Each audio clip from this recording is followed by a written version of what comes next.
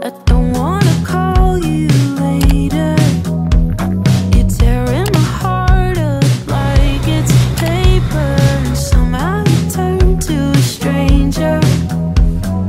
We used to work, now I'm trying to make sure that we're both on the same page. I don't want it to complicate. I know you're riding away. Is there room for us both on the same wave? Nothing breaks so clearly when there's love on the line. My best friend told me someone that I don't even like. There's nothing left to fix if you don't want me to try. Oh, why would I, when you were barely even mine? Oh, why would I?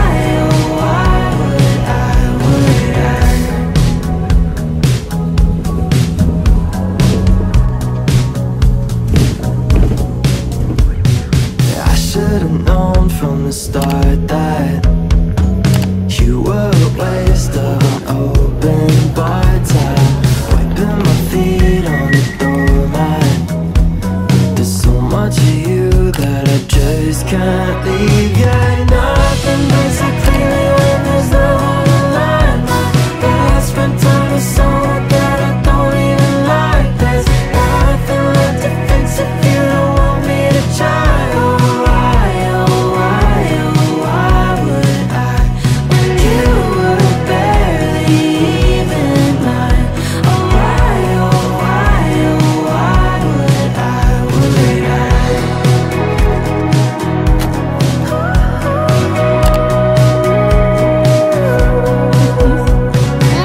You're out there riding away, but is there room on the wave? Don't wanna suck it up, baby, but stay. I'm all the give, you're the take. There ain't no fixing the break.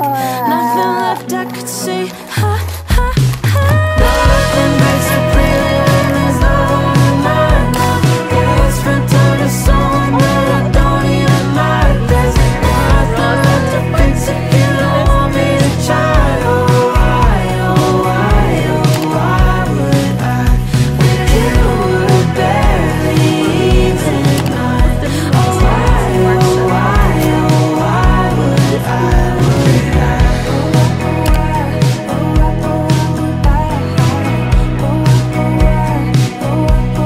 Hopefully, tuyo na ang nalabhan ko. Thank you, my love, kay Mama Siit. Because nanonood kasi ako ng Friends na series, and then in McDonald's, meron silang ganito na toy. I already have one, and then 5 sila, mga friends. And I have 2. Thank you, love! The next day. Morning, guys. Today is a Thursday. 4 out of 5. Mag-prepare tayo ng water. Meron naman sila doong free water, kaso lang hindi ko gusto ang lasa sa tubig sa hospital. So, I will be bringing my own water.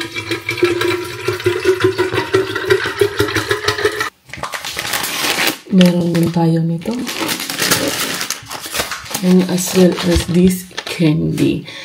So, today, gumising ako ng 4:30. Normally, nag-a-alarm ako ng 4:45 para at least masulit ko ang tulog ko. But I noticed talaga nagmamadali ako and wala na ako masyadong time. So, then I said, okay, 4:30 na lang ako gigising. Natulog ako ng 9. So, 9, 10, 11, 12, 1, 2, 3, 4, 7 hours, 30 minutes natulog. Okay na yan.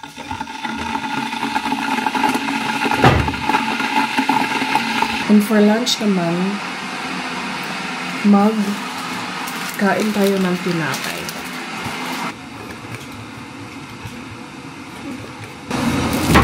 Diba? Bread. Magdala tayo ng 2 bread para busog. There.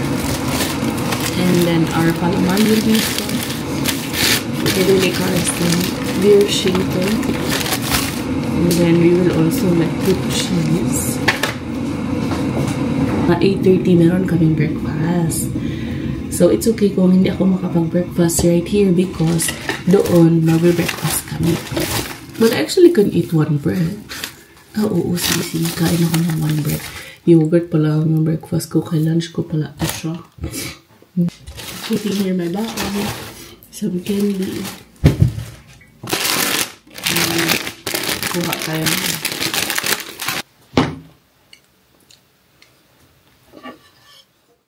Kagami no mae kita to narabasarete kore ga ee natte katte ni kimerarete yawarakai kore daseru keredo henji wa motomerarete en no yarobi wo musunde kawaiku shite shaberan hou ga kawai na te yu kedo namae mo shiran anta no tame The next day.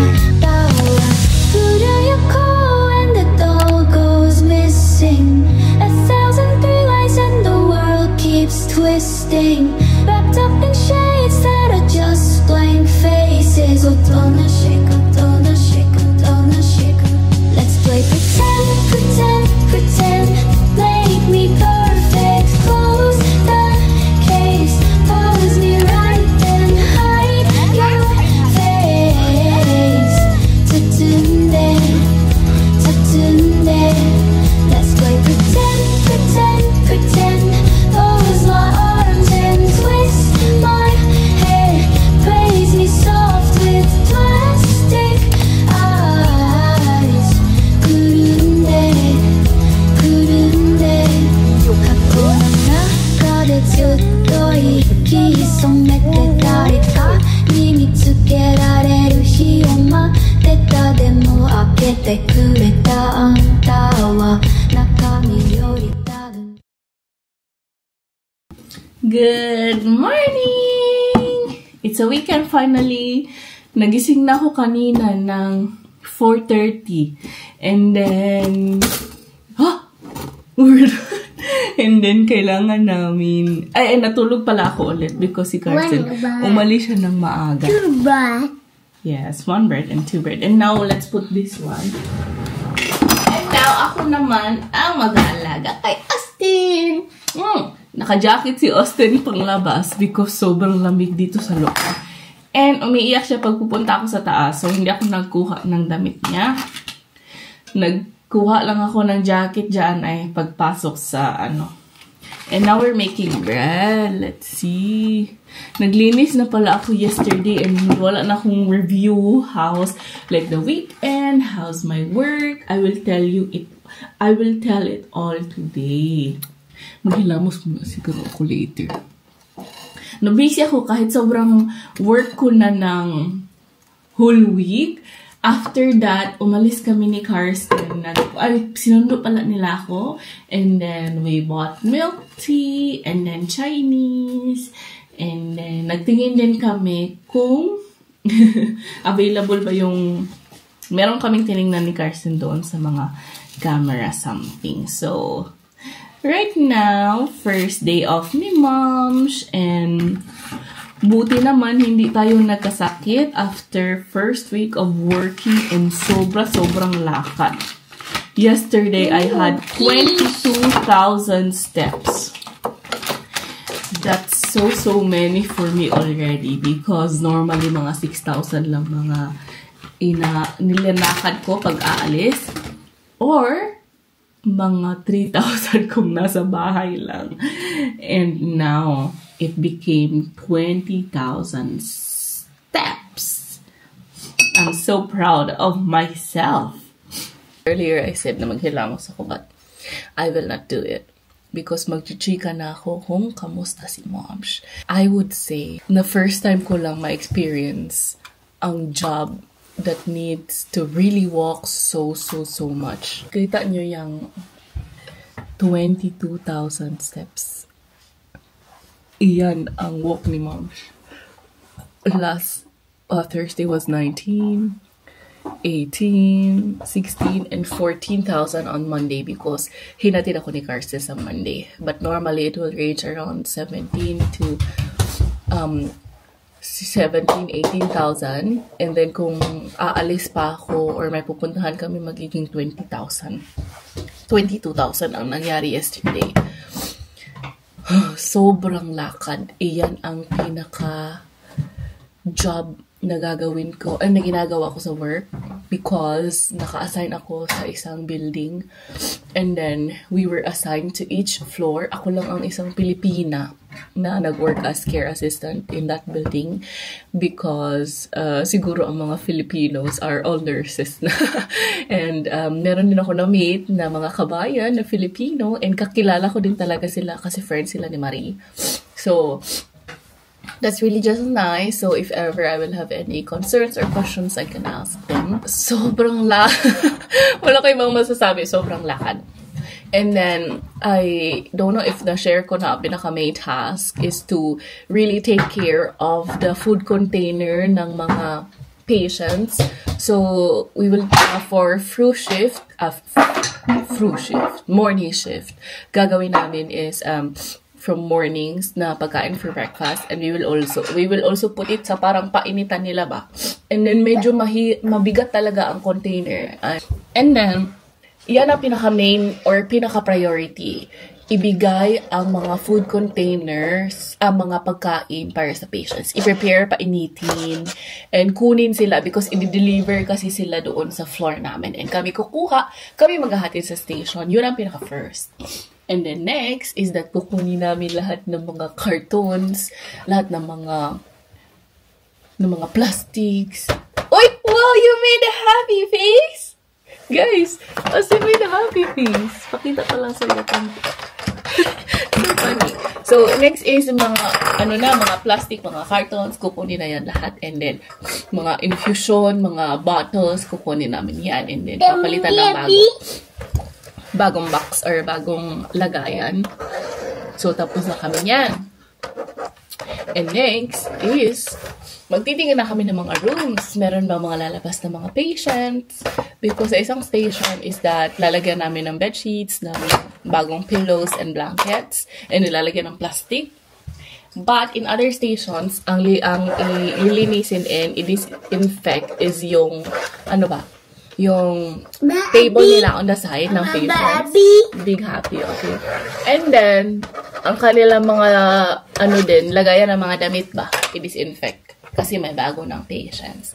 And kanilang ganon din, opening na lagayan mga toiletries sa CR. So, yun. So, that's what I do. And yesterday, na-experience ko na pumunta and pumasok sa morgue. Or what they call cool room. Si Austin nag-breakfast lang sa kanya. Oh, yan! Thank you, my love. Yan, si Austin, very good. Na-experience ko na mag-morgue. And I'm very lucky na hindi sobrang laki ng morgue. Isang maliit na room lang siya. Merong 6 lang na boxes. Kasi nakikita ko sa movie, isang malakihan siya na talagang nakasurround ang mga morgue. And sabi ko, what if may isang mag-open? At doon banda sa likod. But good thing, maliit lang siya.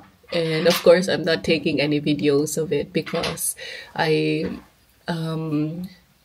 hindi ko din feel mag-take ng videos doon, di ba? Baka merong makuha. So, yeah, ang ginagawa lang doon is kukunin yung mga maduming mga damit ata yun ng mga namatay ni. Kasi nilalagay yun sa ganyan, kukunin namin yun, lalagyan ng bago para malagyan nila. And then, kailangan din i-disinfect yung table. Or parang lababo nila ba na ganyan, i-disinfect. Yun lang, mabilis lang. And that is for the 5th floor na assignments. Next week, I will be working as Spätschicht or what is called late shift ba yan? Or mid-shift ang tawag. And then, magsa-start naman ako ng 11 a.m. Mapi-finish naman siya ng 7. At least, ang Spätschicht is hindi naman siya sobrang late. Gutom ata talaga tong anak ko. Mama! Oh, yeah, sige, eat na. O, yun. O, yan. Good job. Yun, so, it was really interesting for me. Nagustuhan ko talaga ang job. Because interested talaga ako ma-learn ang medical na field. And with that, and with my work right now, ang pinaka-exciting na part is that pagka-uwi ko nung yesterday, Friday, meron pa rin akong energy maglinis. Because I learned the first week or for the whole week. Okay. For the first week, I learned how to disinfect surfaces and things. I said to myself, dapat gawin ko din pala ito sa bahay namin. And so, pumunta kami ng DM, nagbili na ako ng mga gamit panglinis, and nakalinis din ako ng isang area doon sa kitchen. And hopefully, makakontinue tayo later. Kung magka-time ako, kung either makabalik na si Karsten or maging busy si Austin later. Because right now, sinasamahan ko siya na maglaro. Para hindi siya mag-TV ba, kailangan meron siyang kalaro. So, that's what we will do. But my problem is that hindi ko pa ma-insert saan ba na ako mag-edit. Because pagka-uwi ko, magpiprepare na kami ni Karsten for dinner. And then, magpiprepare na kami immediately for sleep. I know na dumadating kasi ako mga 4, 5, 6. Kakain ako ng 6. And then, mga patatapos siguro mga 6:30, 7, maliligo na kami. Or hanggang 8, tapos matutulog na. So, and editing takes around like mga 2 hours. I couldn't insert it yet. But hopefully, maging okay naman siya. Pagkadating ko siguro from work, I will try to talk to Karsten na mag-edit ako para magkaroon ako ng videos because I did vlogs for my first week. Okay, push it. So, maglaro muna kami ni Austin. That's the chika for my first week.